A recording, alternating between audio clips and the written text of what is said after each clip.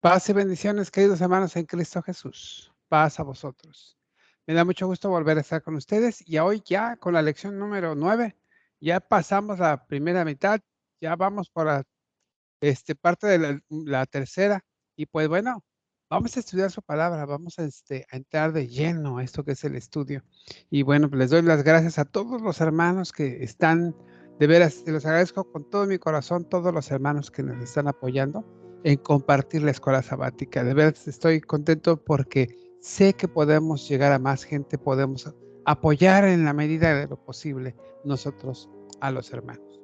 Bien, este parece que no estoy haciendo bien el trabajo, así que voy a descartar y voy a compartir otra vez aquí. Comparto mi sonido en paralelo y aquí vamos a compartir la lección. Crecer en amor. Bien. Aquí, queridos hermanos en Cristo, vamos a comenzar ya, ahora sí, nuestro estudio. Y esta escuela está muy bonita, está muy interesante, está preciosa. Y creo que vamos a poder aprender mucho de ella, porque básicamente es hablar del amor. Y hablar de Jesucristo es hablar del amor, hermanos. No hay otra cosa más importante que hablar del amor. Y hablar de Jesucristo es hablar del amor. El énfasis de esta lección va a ser ese, sobre todo, crecer en amor hacia el prójimo. Y hermanos, creo que la escuela sabática ilustra bastante bien lo que es. Las lecturas bíblicas ahí están marcadas, están en el libro de Mateo, en el libro de Mateo de Lucas y el primer Tesalonicenses, textos que vamos a estar tratando durante la lección. Ahí los vamos a estar mirando. Así que no se preocupen, ahí ustedes léanlos antes, léanlos ya en estos días. Tienen todavía algunos días para hacer las lecturas y se empapen de esto. Todos tienen que ver con el amor al prójimo, ¿eh? Todos tienen que ver con el mandamiento más grande, con amar al prójimo, amar a Dios. ¿Cuál es el mandamiento más grande? Amar a Dios y a tu prójimo como a ti mismo. Como dice en el Antiguo Testamento, amarás al Señor tu Dios de todo tu corazón, de toda tu alma, de todas tus fuerzas y de toda tu mente. Bueno, sobre eso vamos a hablar ahora, sobre eso es. Ese es el énfasis. Crecer en amor hacia el prójimo. Hacia el prójimo, ese es el énfasis, ¿sí? Dice, y el Señor os haga crecer y abundar en amor unos para con otros y para con todos, como también lo hacemos nosotros para con vosotros, para que probéis lo mejor, a fin de que seáis sinceros e irreprensibles para el día de Cristo. Primera de Tesalonicenses capítulo 3, verso 12. Escuela sabática, crecer en amor, lección número 9. Bien, ahora ya que tenemos aquí la lectura, la lección, nos vamos a ir entonces a ver el objetivo. Y hermanos, el objetivo es muy claro. Dice que vamos a reflexionar sobre lo inseparable que es para el discípulo de Jesús el amor a Dios y el amor a los demás, como evidencia de su crecimiento, el cual se traduce en acciones de bien al otro. ¿Cómo lo podemos definir más claramente? Preguntándole qué, para qué y cómo. ¿Qué vamos a hacer? Vamos a reflexionar sobre lo inseparable que es para el discípulo de Jesús el amor a Dios y el amor a los demás. ¿Para qué lo vamos a hacer? Para evidenciar el crecimiento. Ahí se va a ver si crecimos o no. ¿Cómo se va a ver esto? Bueno, en acciones del bien al otro, lo que estemos haciendo. Note usted bien que el objetivo nos está marcando claramente hacia dónde vamos a ir, hacia esa reflexión sobre esa importancia del amor que debemos de tener a Dios y a los demás, para que podamos ahí evidenciar si estamos creciendo en Cristo o no. ¿Cómo? Viendo los frutos, viendo el bien que le hacemos al otro. ¿Sí?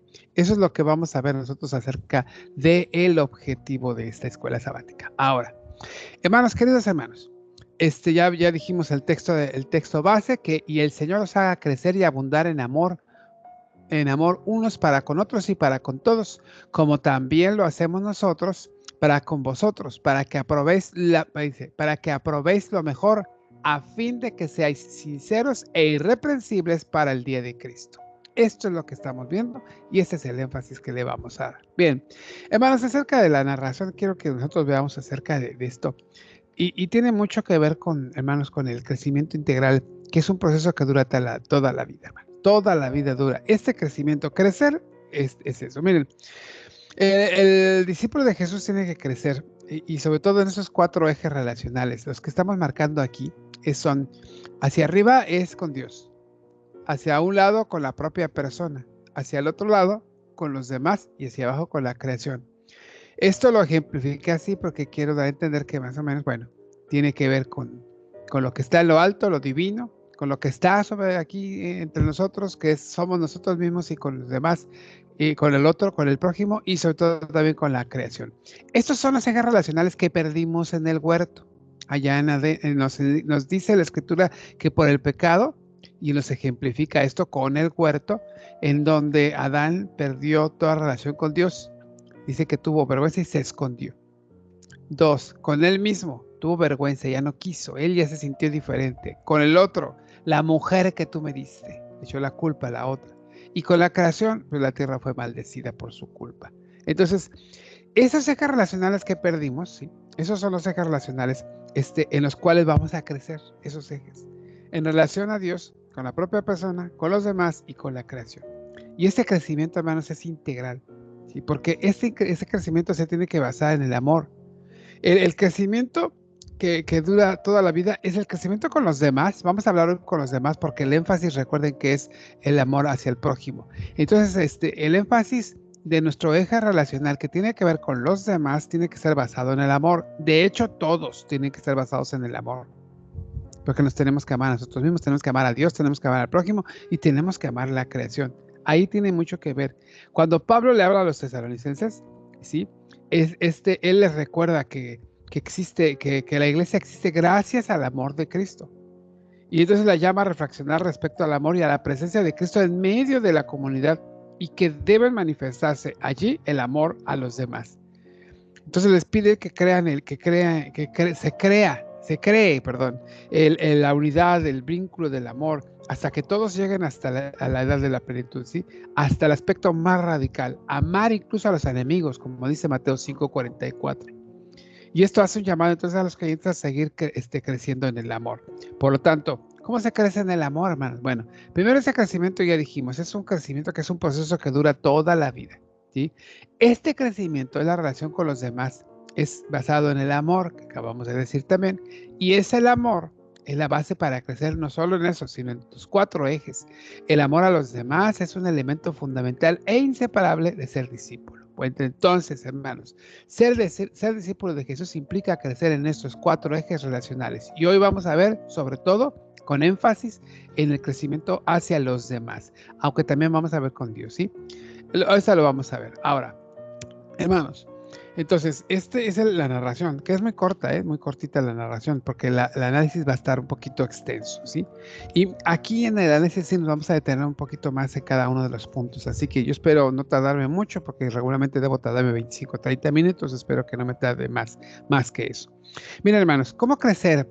¿Cómo crecer en amor al prójimo? Esa es la pregunta. ¿Cómo le hago entonces para crecer en amor al prójimo? Bueno, miren, primero, haciendo a otros lo que queremos que hagan con nosotros. Y ahí está Mateo 7:12, que es esa regla de oro, que le llamaban desde el siglo XVI, así le llamaron, y Lucas 6:31 al 33. ¿Sí? Esta máxima de Jesús es llamada la regla de oro, y se pusieron así desde el siglo XVI, esta regla de oro.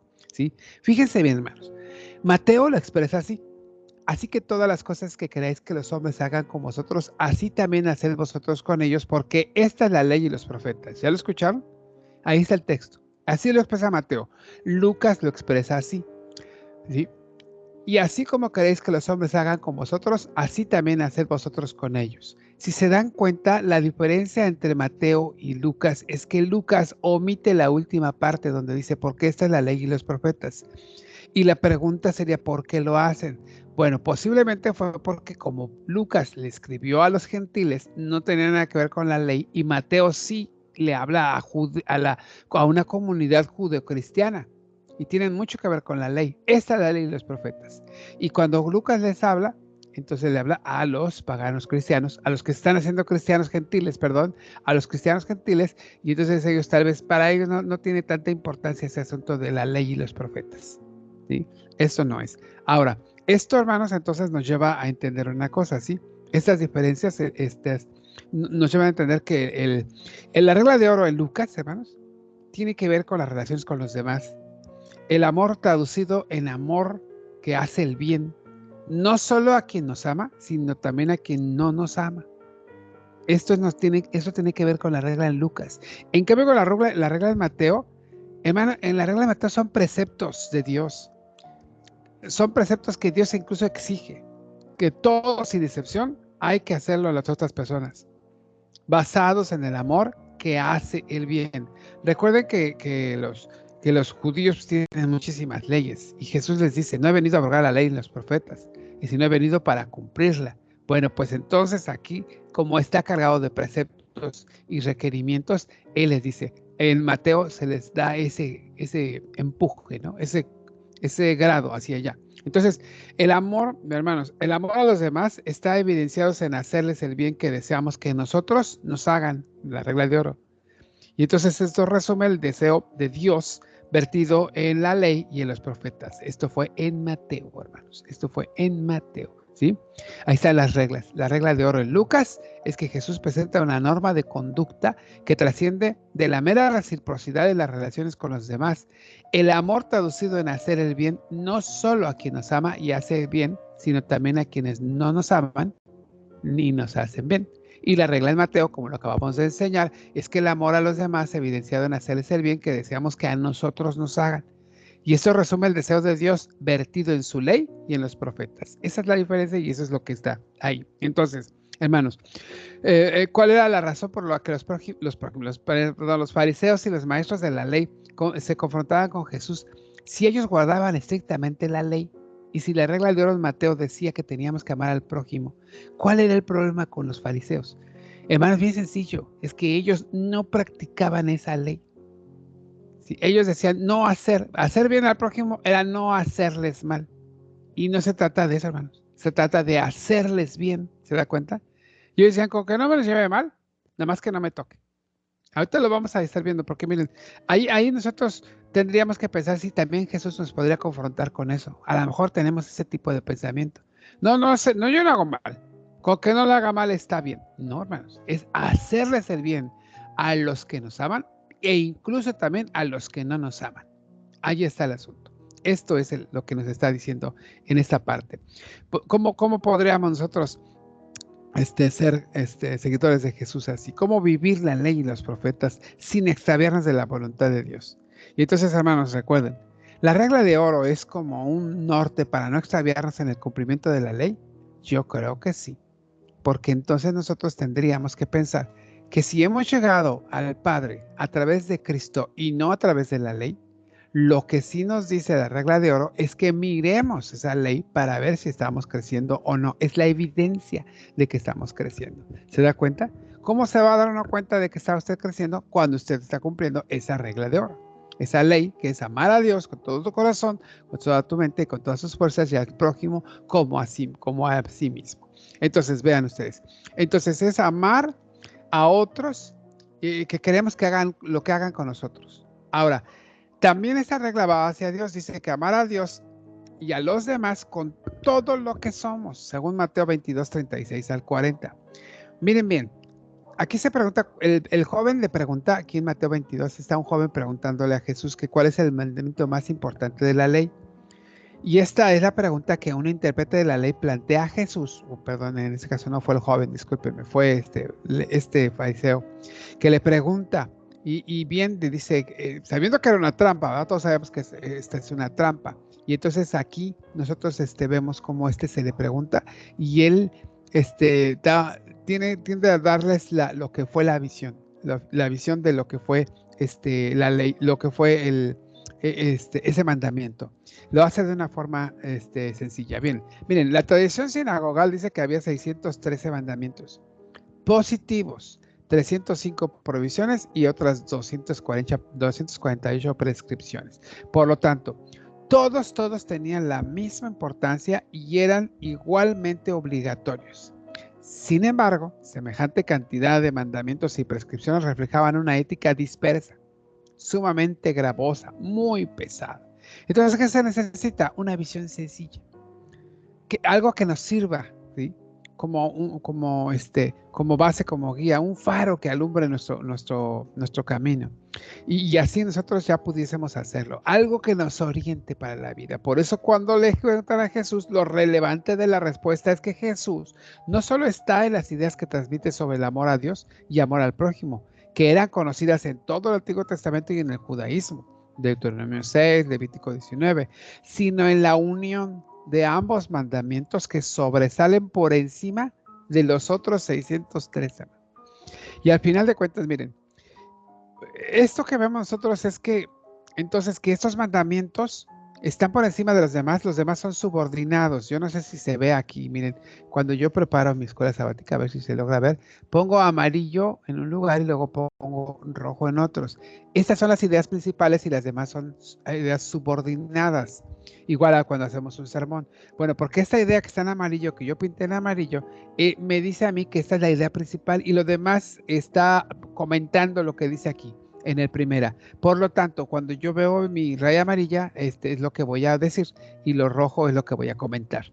Bueno, ahora, ¿qué es lo que sucede con esos mandamientos? Entonces, quiere decir que de todos los mandamientos, esta ley sinagogal, lo que tenían en la sinagoga, esos 613 mandamientos, hermanos, lo más importante es lo que subrayamos en amarillo. Y en amarillo está diciendo, amarás al Señor tu Dios y a tu prójimo como a ti mismo. Todo lo demás, hermanos, es subordinado a Él. ¿Me entendió? ¿Sí? Todo lo demás, toda obediencia legal tenga como principio el amor total a Dios y el servicio amoroso al prójimo. ¿Sí? El amor al prójimo es la evidencia del amor a Dios. Esto anótelo, apúntelo, ahí está su cuaderno de escuela sabática. El amor a Dios es la evidencia del amor, perdón, el amor al prójimo es la evidencia del amor a Dios. Así está, eso es lo correcto, ¿sí? Por lo tanto, ahí están estos mandamientos, ahí están en el análisis, usted lo puede ver en la presentación, que es lo que acabamos de comentar, ¿sí? Es lo que acabamos de decir. El 1, ¿cuál es el mandamiento más importante de la ley? Se necesita una visión sencilla que sirviese de fundamento y orientación para la vida. Ya no lo voy a repetir porque será una perogrullada. Quiere decir que es una verdad demasiado conocida porque ustedes ya se los expliqué y ahí está dicho, ¿sí? Solo sí quiero hacer el énfasis acerca de que los primeros mandamientos, estos, dice el punto 3, ser los primeros mandamientos significa que le dan sentido al resto, lo que acabo de explicar. El 4, el amor a Dios implica 4 aspectos de la personalidad humana. Implica en el corazón, el alma, la fuerza y la mente. Y esto lo podríamos hablar, que estos 4 aspectos definen la totalidad de la persona. Entonces, hermanos, cuidado aquí, porque hay algunos hermanos o algunas iglesias que dicen que nosotros somos tripartitas, que tenemos espíritu, alma y cuerpo. Hermanos, no. Cuando dice Pablo que es espíritu, alma y cuerpo, está hablando de la totalidad del ser humano, ¿sí? La totalidad del ser humano. Aquí está diciendo que lo amemos a Dios con corazón, alma, fuerza y mente. Y no está diciendo que tengamos 4 cosas diferentes, sino que es, hermanos, la conjunción de todo el ser humano. Completo, total. En ese sentido, entonces Jesús nos llama a amar a Dios y a los demás con la totalidad de la vida, hermanos, con todo nuestro ser, con todo nuestro ser. ¿Se da cuenta? ¿Sí? Esto es muy, muy, muy importante. El corazón, hermanos, tiene que ver con lo voy a revisar. El corazón tiene que ver, le dicen en griego cardia. No sé si usted le ha dicho cardíaco. O es alguna enfermedad cardíaca. Bueno, esa tiene que ver con el corazón. Porque ahí están los impulsos, la voluntad, ahí están las reacciones emocionales de la persona. Que obviamente el corazón es un músculo solamente, sino está hablando de la parte de nosotros que está hablando de donde están los impulsos, hacia el asentamiento de los impulsos y de las emociones. El alma, que se le conoce como el psique, que es donde está la vitalidad, la fuerza, la conciencia del ser humano. La fuerza, que es el iuscus o iuscus, es el compromiso de obrar con el cuerpo, accionar lo que nuestra mente y nuestro corazón y nuestra alma están teniendo. Y está, por ejemplo, la mente, el dianoia. Se refiere entonces a ese conjunto de pensamientos, ideas que organizan nuestra existencia. Ahí está hablando de esas partes. Por lo tanto, la conjunción de estos 4 aspectos, hermanos, es la totalidad del ser humano, del corazón, del alma, la fuerza y la mente. Eso es. Ahora, aquí entonces nos estamos entendiendo ya y estamos viendo que tenemos que hacerle a otros lo que queremos que nos hagan a nosotros. Y nos habla acerca del amor a Dios y a los demás, ¿sí? Con todo lo que nosotros somos. Ahora, vamos al terreno práctico. ¿Cómo hacerlo? ¿Cómo lo hago? ¿Cómo lo hago? Bueno, pues hay que ser el prójimo del otro. Y todos recordamos la famosísima parábola del buen samaritano. Todos conocemos, todos entendemos que fueron tres los que fueron ahí, pasaron y ninguno ayudó a este pobre hombre que estaba allí tirado, que había sido golpeado, que le había sido robado todo. Nadie lo ayudó. Ni el sacerdote, bueno, perdón, ni el sacerdote ni el levita, hasta el tercero, que era un samaritano. Un hombre que no tenía nada que ver con el judaísmo. Un hombre que no conocía tal vez mucho, pero que fue efectivo en hacer lo que tenía que hacer, ayudar, ¿sí? Tres hombres pasan cerca de ese necesitado, pero solo el samaritano fue su prójimo. Entonces, él fue quien hizo el bien al necesitado. Él resultó, miren, con sencillez, ¿sí? Con sencillez, él va a darle al agredido lo que requería. ¿Sí? Él se preocupó de su futuro inmediato. ¿Sí? Cuando lo vio, dice que lo vendó, le puso vino y le puso aceite. O sea, le hizo un tratamiento terapéutico de emergencia y de primera urgencia y de primeros auxilios. Primeros auxilios. Y después de eso dice que lo sube a su caballo, se lo lleva al mesón y que lo atiendan allí. Entonces vean ustedes, hermanos, cómo él atiende a este hombre, a este despreciado por los judíos, este considerado impuro, maldito, olvidado de Dios, que es el samaritano, es el que hace la voluntad de Dios. ¿Sí? Es el que hace lo que debe hacer. ¿Sí? Entonces, vean ustedes cómo está la relación entre que nada tiene que ver con el culto, como lo vieron el samaritano, como lo ves el sacerdote y es el levita. ¿Sí? Ellos que se consideraban cercanos a Dios, dejaron de ayudar al menesteroso. ¿Cómo lo ve usted? Usted va a tener que expresar su opinión el sábado. Así que vaya usted practicando, vaya usted pensando, reflexionando, porque hay mucho que decir, hermano. Hay mucho que decir. Entonces, miren, hermanos, el relato que estamos viendo aquí nosotros es desafiante. Realmente es desafiante. El, este relato tiene que ver con preguntas muy, muy importantes, ¿sí? Por ejemplo, ¿quién es mi prójimo? Es decir, el más cercano a mí, el que se encuentra más cercano a quien sufre, el que realiza acciones de bien con los desamparados, ese es prójimo. Es prójimo. No se trata de buscar al prójimo, sino ser el prójimo nosotros. Miren, tres hombres pasaron cerca del necesitado, pero solo el samaritano fue su prójimo. Él fue quien hizo el bien al necesitado. Jesús pone a un samaritano, hermanos, como ejemplo de vida. Ellos eran extranjeros, despreciados, considerados impuros, malditos, olvidados de Dios. Y este es el que hace el bien, no los otros, como lo mencionamos hace rato. Entonces, este relato desafía para quienes preguntan a Jesús quién es el prójimo y para nosotros, los lectores ahora, un supuesto despreciado de Dios es modelo de lo que él demanda. Y a veces nosotros decimos, ay, es que ese cuate no, ese es pagano, ese está alejado de Dios. Pero si está haciendo el bien, hermanos, ¿qué? Y nosotros que estamos cerca de Dios, ¿no será que también nos puede confrontar el Señor así? Entonces, hermanos, vamos a pensar sobre eso. Vamos a tratar de ver qué pasa y cómo lo podemos hacer. Ahora, vamos al terreno práctico nosotros, ya no al terreno práctico de la palabra cuando ya lo vimos. Eso es lo que Jesús descendió para el conocimiento de este joven. Ahora para nosotros. Y nos hacemos una serie de cuestiones, de cuestionamientos, hermanos, ¿sí? ¿Sí? Vamos a tratar de mencionar ejemplos prácticos de cómo aplicar la regla de oro en lo cotidiano. Yo quiero que otros hagan conmigo lo que yo quiero que hagan conmigo. Voy a hacer con otros lo que yo quiero que ellos hagan conmigo. Eso es lo que voy a ver. Esa es la regla. ¿Cómo le hago? Pues voy a hacer, no sé, si quiero que me trate bien mi esposa, ¿qué tengo que hacer? Si quiero que me trate bien mi vecino, ¿qué tengo que hacer? Y así cosas como esas. 2. ¿Qué acciones propone que se puedan llevar a la práctica para amar y hacer el bien a quien no nos ama ni nos hace bien? Porque, hermanos, créanlo, decía Marcos Witt que hay hermanos que él le gustaría oficiar su funeral, porque hay hermanos que son unas piedras en el zapato. Pero, hermano, usted tiene que amar a ellos también. Porque si usted no le cae bien a otro, el otro tiene que amarlo también a usted bien. Entonces, fíjense aquí nosotros, ¿qué podemos hacer? ¿Qué acciones podemos hacer? Primero, yo creo que sería orar por ellos. Y segundo, acercarnos y hablar con ellos. Créanme, hermanos, que ha habido ocasiones en las cuales a alguien le cae gordo a alguien y ni siquiera le ha hecho nada, es más, ni siquiera le habla, es más, ni siquiera lo conoce bien. Cuando lo conoce bien, dice, ay, mira que me caí. Entonces, hermanos, vean, también el amar y hacer el bien a quien no nos ama ni nos hace bien significa que es válido permanecer en circunstancias de violencia que atentan contra la propia integridad, pues eso está mal, man. ¿Esa será la voluntad de Jesús? No, la voluntad de Jesús es que nosotros vayamos. Hacer el bien a quien no nos ama ni nos hace bien significa que es válido permanecer en circunstancias de violencia que atentan contra la propia integridad. No, es hacerles el bien, es quitar todo rasgo de violencia, quitarlo, hacerlo a un lado.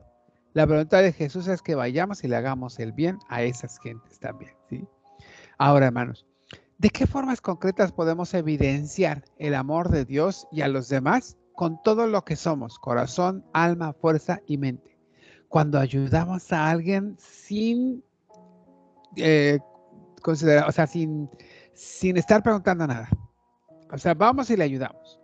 Hermanos, créanlo que a veces nos decimos, ay, es que esta señora, les platico así rápidamente, pasaba yo todos los días, iba yo de mi casa al trabajo y para cruzar el periférico tenía yo que cruzar un puente de peatonal y todos los días que pasaba yo por ese puente había una señora ahí pidiendo limosna y pedía limosna todos los días y un día yo estando en mi trabajo, yo trabajaba en un restaurante tocando el piano y entonces yo me quedé viendo hacia afuera del restaurante tocando y viendo hacia afuera y vi que la señora que estaba allí se levantó, bajó las escaleras del puente, se acercó y se subió a un automóvil, un Volkswagen muy bonito, incluso mejor que el mío porque yo no lo llevaba porque estaba descompuesto. Entonces fíjense nada más, un carro, y yo decía, ¿cómo le estamos ayudando? Pero saben que eso no nos debe importar a nosotros, hermanos. O sea, está mal que la señora pida, sí, pero es asunto de ella, no nuestro. ¿El nuestro cuál es? El nuestro es dar. ¿El dar con qué? Porque cómo amamos a los demás con corazón, alma, fuerza, mente. Nosotros tenemos que entregarnos hacia el necesitado. ¿Cuántos hermanos hay de nuestra iglesia que necesitan compañía? No está bien que nosotros estemos pensando, mientras yo esté bien con Dios, los demás no me interesan. A ver qué les pasa.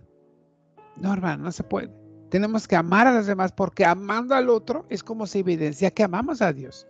No podemos decirle, como dice Juan en sus cartas, no podemos decir que amamos a Dios y odiar a nuestro prójimo porque entonces somos mentirosos.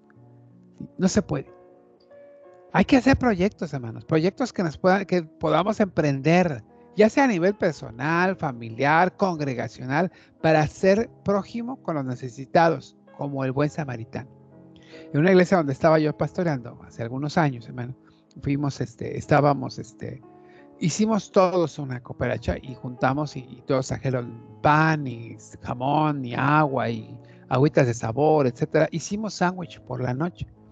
Y en la mañana, tempranito, yo salía con uno de los jóvenes o unos jovencitos que me apoyaban, una jovencita y unos jovencitos, y nos íbamos a repartir esos sándwich y esas aguas.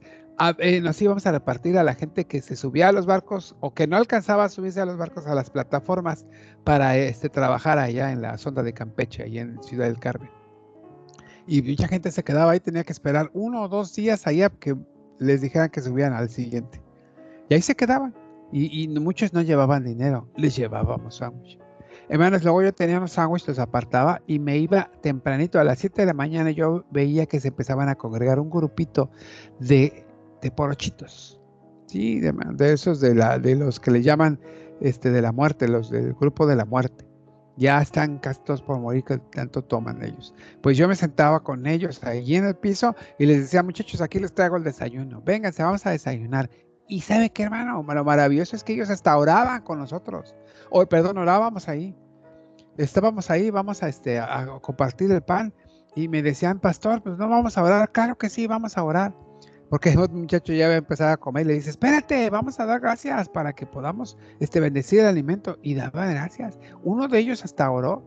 Y yo dije, wow, tremendo. Hermanos, hay proyectos que se pueden hacer, y muchos otros más que yo sé que el sábado van a estar, pero bueno, prodigándose. Hay muchos de estos proyectos que ustedes pueden hacer, ya sea personal, familiar o congregacional. Personalmente yo decidí traer un poquito de cambio siempre en mi carro, por si pasan estos señores que pidan, ahí está. Aunque ellos tengan carro, no me importa. O mejor que el mío incluso. Ahí voy y les doy una moneda. ¿Sí? Trato de ayudar. Ahora, hermanos, Dios puede utilizar para hacer el bien a personas que para nosotros no son dignas, como el caso del samaritano. Claro que lo puede hacer. Sí. ¿Quiénes serían ahora los samaritanos que pueden ser ejemplo de hacer el bien?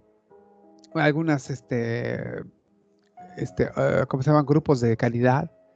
Tal vez algún hermano o amigo que le haya hecho algún bien por ahí. Hermanos, ahí hay algunos. Ustedes los pueden conocer. Tal vez cerca de ustedes hay algunos. Ustedes coméntenlo entre ustedes y platíquenlo, ¿sí? Hermanos, miren, con todo eso les puedo decir una cosa, ¿eh? No solo es no hacer el mal a los demás, sino es hacerles el bien, hacerles un bien a los demás. Hermanos, si tiene usted la oportunidad de orar por alguien, vaya a orar por alguien. Si usted conoce a muchos ancianitos que están ahí, que ya casi no van a la iglesia, vaya a visitarlos, hermano. Eso sería personal o incluso congregacional o familiar incluso. Vayan a llevarles pan. Hay gente que no puede salir de sus casas. Ahora en el COVID se mostró mucho eso. Bueno, hermano, vayan a predicarles la palabra. Muchos se quedaron en casa. Ya ancianitos ya no pueden salir. Se lo digo porque así tenemos a unos, o conozco a algunos hermanos. Estudien la palabra con quien pueda. Y hermano, predíquenle, háblenle, lleguen con ellos, llévenles un pan, lleven algo, hermanos. Hagan algo con ellos. Yo, hermanos, le voy a decir una cosa, honestamente, yo soy también receptor de bendiciones. Hay gente que llega y me bendice a mí también. Y yo digo, Señor, bendito seas. Bueno, pues hermanos, también nosotros. Hagamos esto, hagamos esto. Y por lo tanto, hermanos, si alguno dice, yo amo a Dios y aborrece a su hermano, es mentiroso. Pues el que no ama a su hermano, a quien ha visto, ¿cómo puede amar a Dios a quien no ha visto? Primera de Juan 4:20. Muchas gracias, hermanos. Que el Señor les bendiga. Les agradezco su apoyo, bueno, que estén aquí, que vean el video y les agradecería mucho, mucho también que lo compartieran con otros hermanos. Muchas, muchas gracias. Que el Señor bendiga sus vidas y que el Señor esté con ustedes hoy y siempre. Que descansen, hermanos, y nos vemos el sábado en las escuelas sabáticas. Compartan el video, hermanos, compártanlo. Gracias. Pasa voz.